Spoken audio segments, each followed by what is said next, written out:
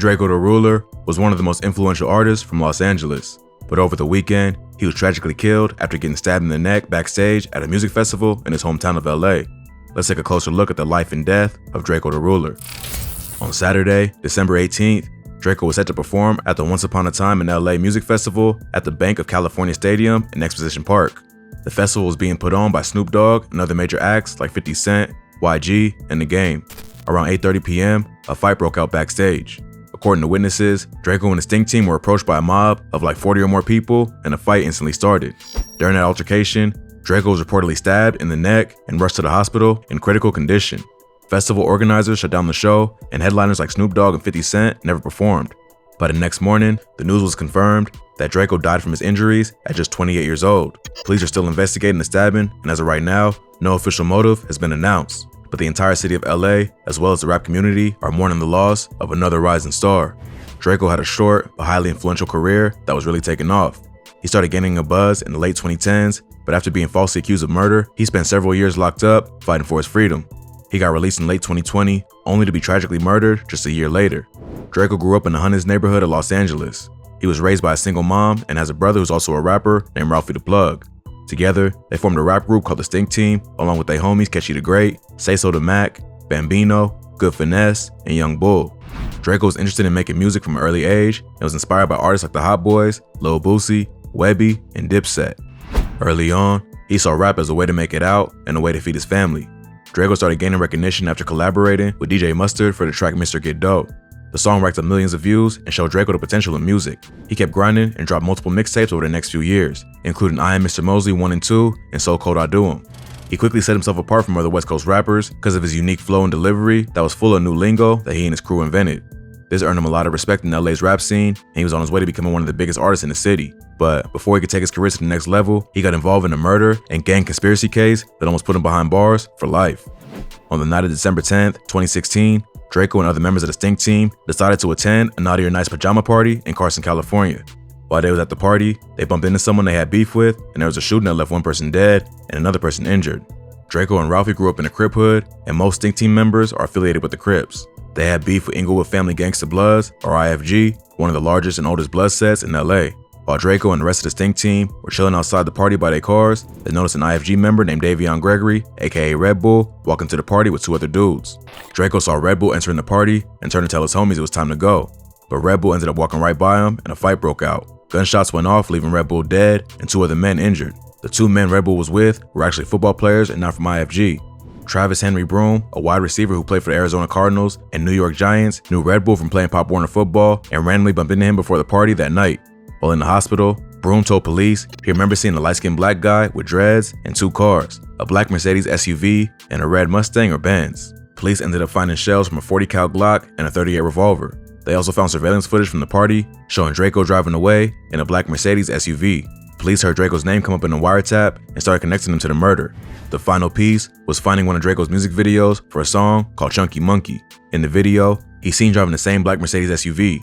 His crew also flashes multiple guns, including a Glock 40 and a .38 revolver, the same weapons used in Red Bull's murder. So after that, the cops were convinced they found the killer.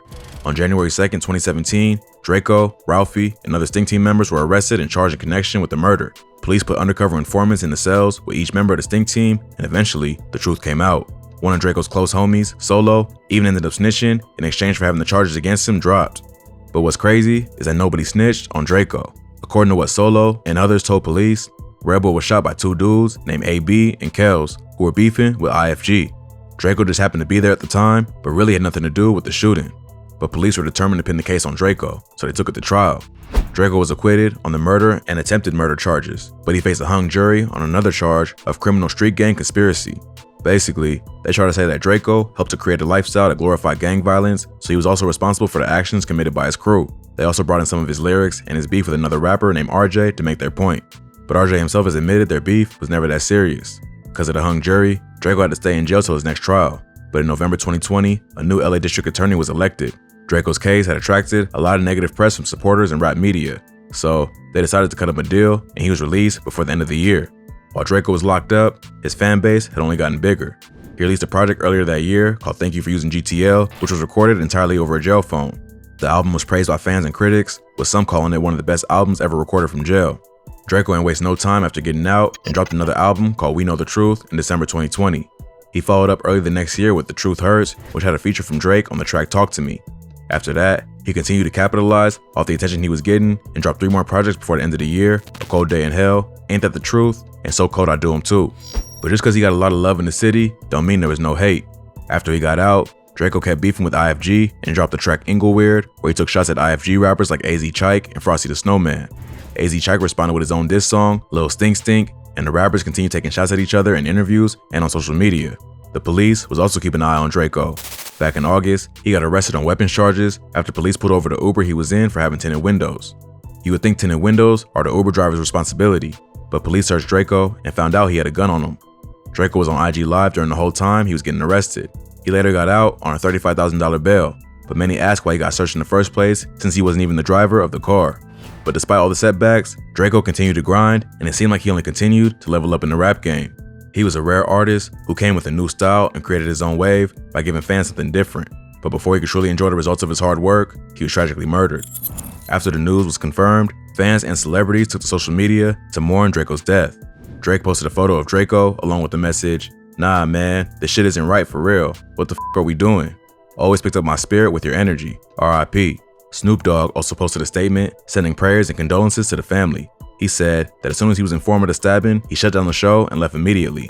The event was also hosted by Live Nation, who are still under a lot of legal pressure after the Travis Scott Astroworld tragedy. Many fans are wondering why someone with a knife was even allowed backstage, raising a lot of questions about the amount of security at the show. A Sting Team affiliate also got on social media and gave some backstory on what happened. He kinda suggested it was a setup and that YG had something to do with it. He said he slapped the shit out of YG when he sees him and even banned him from performing in LA. He claims the Sting Team was only allowed to have 15 people with him, but YG had a crew of security guards with knives and other weapons. Doing all this puff talking like they hard, bro, but fighting big ass security. You got those security guards fighting. Like, come on, bro, that shit ain't cool, bro. On my mama, bro, them got the big ass ball security guards snuck in knives, all type of weird shit. Let them come 70 thick, but only told us we only can bring 15 people, bro. Drakeo and YG have had problems in the past. Early on, Drakeo was offered a deal to sign with DJ Mustard after the success of Mr. Get Dough, but Drakeo turned the deal down and decided to stay independent. Ever since, there's been tension between Drakeo and Mustard's people, including YG. YG is also from the Treetop Power Rules and has affiliations with IFG. It's been alleged that YG tried to blackball Drakeo in the industry because of their problems. Back in February, Drakeo took shots at YG on social media, showing that the rapper still follows him on IG and put the caption, "Don't like me, unfollow me then." So, they've had issues in the past, but nothing suggesting the beef was that serious. At this point, there's no evidence to confirm that YG had anything to do with the fight. It's all just rumors, and it's still not clear who attacked Drakeo and why they did it. RIP Drakeo the Ruler. He was a rare artist who inspired a new wave of rappers just by staying true to himself. More info on his case is likely to come out as police investigate, so tap in for updates.